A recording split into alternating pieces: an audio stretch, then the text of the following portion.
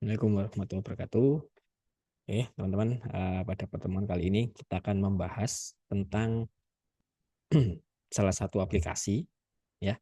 Jadi di sini ada yang namanya RapidMiner, atau sekarang sudah masuk ke perusahaannya Altair. Jadi Altair AI Studio, ya.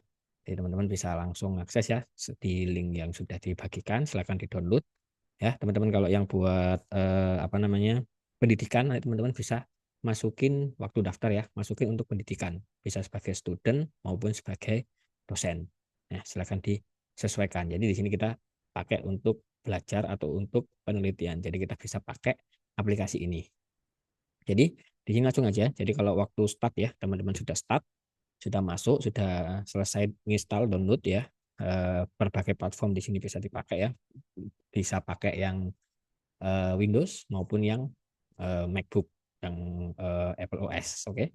Nah, jadi teman-teman pada saat setup ya, pada saat start di new dokumen pertama kali buka, maka akan tampil seperti ini ya. Jadi di sini dijelaskan beberapa fitur yang dia berikan. Jadi mulai dari yang blank proses, kita mulai dari kosongan, kemudian turbo prep, auto model ya, atau juga dia juga menyiapkan beberapa template mulai dari account modeling, direct marketing, ya, credit risk modeling ya. Kemarin kita coba yang kredit itu gimana, market basket analysis, prediktif, price risk clustering ya, clustering untuk harga, untuk apa namanya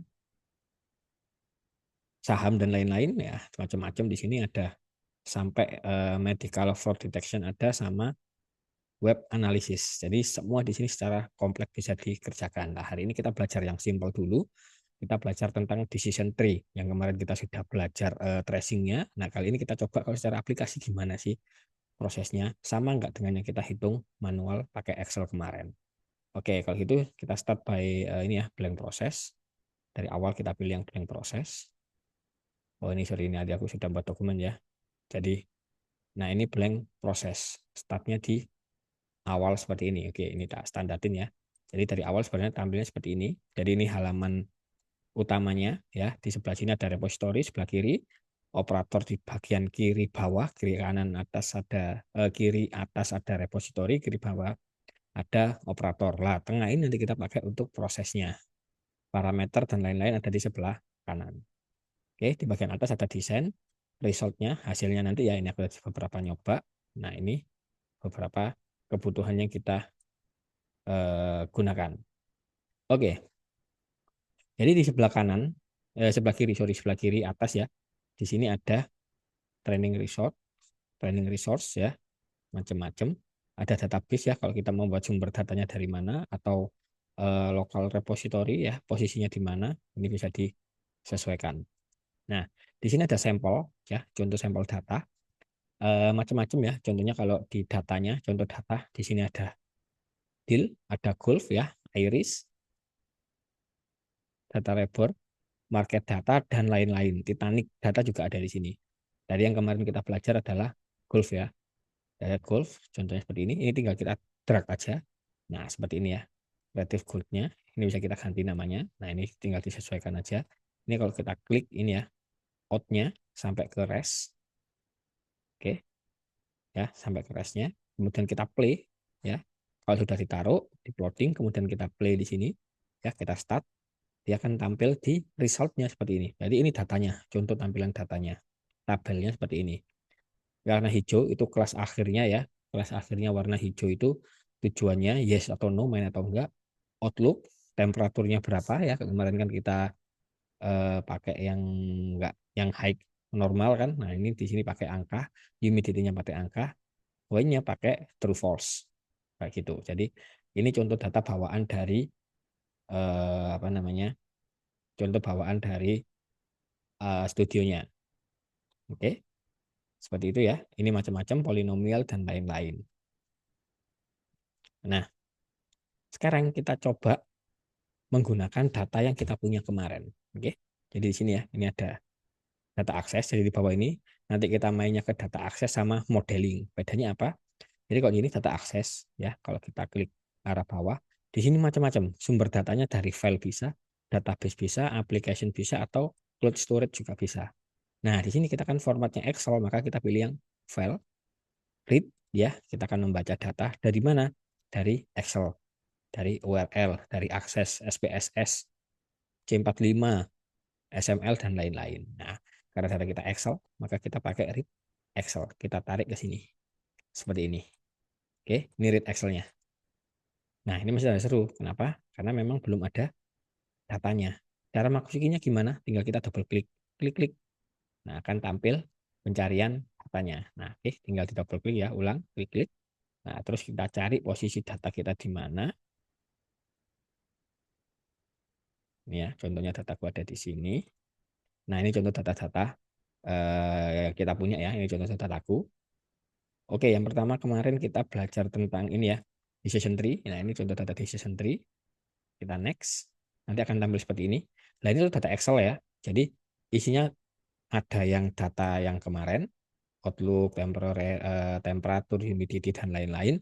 Terus di bawahnya itu yang kemarin kita coba perhitungan. Ada entropinya berapa, kemudian nilai masing-masing dari poinnya di outlook itu berapa, temperatur itu berapa, humidity berapa, sampai akhir. Nah, yang kita pakai di sini kita kan hanya bisa memilih ya. Di sini kita dibebaskan memilih dataset yang mau kita pakai yang mana. Maka kita hanya pakai yang ini. Outlook, temperatur, humidity, windy sama play-nya. Jadi ini kita blok seperti ini. Jadi data yang kita blok ini yang akan diproses. Selebihnya nggak diproses. Jadi kalau kita punya data banyak ya dalam satu file, kita bisa memilih data tertentu yang akan diproses seperti itu. Jadi kita blok D sampai F dan sampai di baris ke-15. Jadi kita pakai data training ini aja. Kayak gitu. Oke, kalau udah di next. Nah, di sini akan tampil selanjutnya adalah macam-macam datanya. Outlook punya sunny, overcast, rain. Nah, di sini tipe datanya polinomial. Nah, kemudian temperatur, hot, mild, cool, polinomial, humidity, dan lain-lain sama-sama polinomial. Bedanya apa? Jadi kalau semua di sini high sama normal ya, cuman ada dua pilihan. Sebenarnya teman-teman bisa ganti ke binominal. Jadi cuman ada dua pilihan. Real, integer ya, ini angka. Date, time ini berbentuk tanggal. Jadi penyesuaian datanya silakan diatur sendiri. Jadi kalau datanya tipenya banyak ya, contohnya 3 ke atas, overcast, rain, sunny, terus ada yang lain, nah itu bisa pakai yang polinomial. Nanti kalau seperti ini kita ganti ke binominal juga bisa, atau standarnya kita tetap polinomial, nggak masalah. Oke, bisa pakai polinomial atau binominal, silakan disesuaikan. Yang penting adalah data ini kita harus menentukan data outputnya yang mana. Karena di sini data outputnya adalah play, ya, play ini. Jadi tujuannya kan kita akan menentukan dia main atau enggak kan. Nah, maka play ini di tanda bawah ini ya, kita ganti rule-nya. Rule-nya kita pilih dia label. Kemudian kita oke, dia akan hijau. Jadi kayak tadi ya, kelas tujuannya hijau. Kalau yang datasetnya secara otomatis tadi dari bawaan studionya sudah ada, dia sudah hijau. Cuman kalau ini data Excel, data kita, maka kita harus menandai data mana yang kolom mana yang dia akan jadi kelas akhirnya atau tujuannya. Seperti itu. Kalau udah tinggal di finish. Nah, ini tinggal kita arahkan ke sini tadi ya. Ini kita play. Nah, akan tampil seperti ini. Ini data kita. Oke, ini data kita. Play itu kalau sunny, hot, high, weak. Yang no nggak main kalau aturannya ini. Kalau dia main itu overcast, hot, high, humidity-nya high dan windy-nya weak. Kayak gitu. Oke, kita kembali ke desain. Ini kita hilangin ya. Kita kembali ke sini Excel-nya. Nah, terus kemudian selain Excel, selanjutnya adalah kita akan membuat apa? Nah, di sini kita akan membuat namanya modeling. Kita buat apa? Kita buat aturan apa? Kita akan membuat aturan decision tree. Jadi di modeling, nah ini ya tak ulang dari awal. Modeling ada 167 model atau 167 algoritma yang kita gunakan. Kita kemarin hanya belajar berapa ya? Dua atau tiga algoritma. Nah, prediktif, segmentasi, dan lain-lain tinggal kita cari. Tree ada di mana? Oh, tree ada di prediktif. Jadi algoritma decision tree itu kita gunakan untuk prediksi. Contoh seperti ini. Ini decision tree. Ya, kita tarik ke sini. Ya, decision tree itu macam-macam tree. Ada decision tree, random forest, gradient boosted, dan lain-lain. Ini banyak. ID tree juga ada. Nah, kita masih belajar yang decision tree. Oke, kalau udah, out-nya, kalau tadi kan langsung ke sini. Ya kan, tadi kan gini. Jadi kalau sampai di bawah di akhir ini yang diproses. Jadi kalau sekarang datanya ini masuk ke dalam modelnya dulu, decision tree-nya, baru dari mode decision tree akan keluar ke rest-nya. Nah, jadi dari data masuk ke tree, tree-nya baru diproses. Nah, ini kita play akan tampil seperti ini. Nah, ini tree yang didapat. Oke, bisa dilihat ya teman-teman bawaannya. Jadi kalau Outlook kemarin ya, kalau Outlook-nya overcast dia langsung yes, apapun yang terjadi. Outlook-nya rain dia dicek mininya dulu. Strong nggak? Kalau strong dia nggak main, kalau weak dia main. Outlook sunny dicek lagi humidity-nya gimana, high atau normal. Kalau high dia nggak main, kalau normal dia main. Nah ini di sini dia merah, dia totalnya adalah 100% data. Jadi sesuai dengan yang ada di sini. Jadi ini 100% no, 100% yes, 100% no, 100% yes. Jadi data ini sesuai dengan data yang kita olah kemarin. Oke, silakan disesuaikan.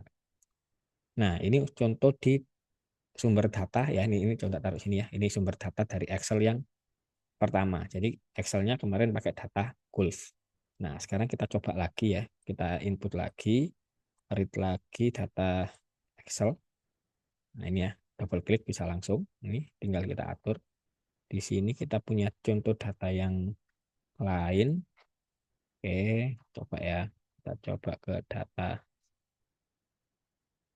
Nah, data yang lain ya. Kemarin selain itu juga ada. Nah, ini nih, teman-teman kemarin nyoba nggak yang mahasiswa ya. Data nilai mahasiswa.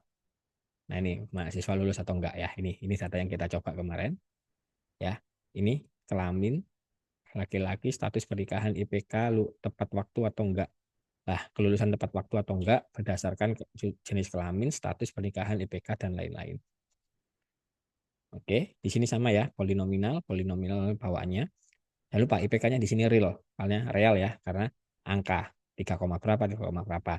Nah, kemarin kan kita juga membuat IPK-nya tinggi rendah, tinggi rendah. Nah, nanti akan berbeda hasilnya. Kayak gitu, antara tinggi rendah atau ini. Kayak gitu ya. Jadi ini contohnya kelulusan kan, target kelasnya kita kan ada di sini. Jangan lupa diganti ke label. Oke, finish. Nah, ini ya. Ini kita ganti nama, ini data mahasiswa.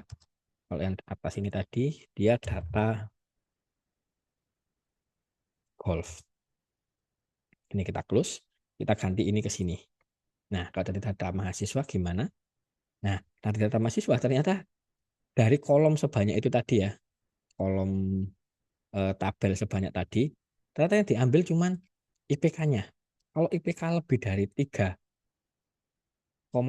dia lulus tepat waktu. Kalau IPK kurang dari 3,005 dia kurang, dia telat, nggak tepat seperti itu. Nah, dia bisa menyesuaikan sendiri tanpa melihat statusnya dia bekerja, dia nggak bekerja, dia mahasiswa, dia menikah, belum menikah, nggak dilihat, tapi dilihat dari IPK-nya aja. Seperti itu ya. Ini contoh data sederhana, jadi teman-teman nanti bisa pakai data yang lebih besar. Seperti itu. Oke, jadi data ini tergantung datanya ya. Kalau semakin banyak datanya, kemungkinan tree-nya akan berubah berdasarkan data yang diolah. Karena data kita kan cuma 15 baris ya, tidak sebanyak data yang dikelola atau mungkin dari dataset yang ada. Oke, ini yang terakhir juga aku punya data lagi ya. Ini data yang ketiga, coba. Data yang ketiga kita ambilkan lagi.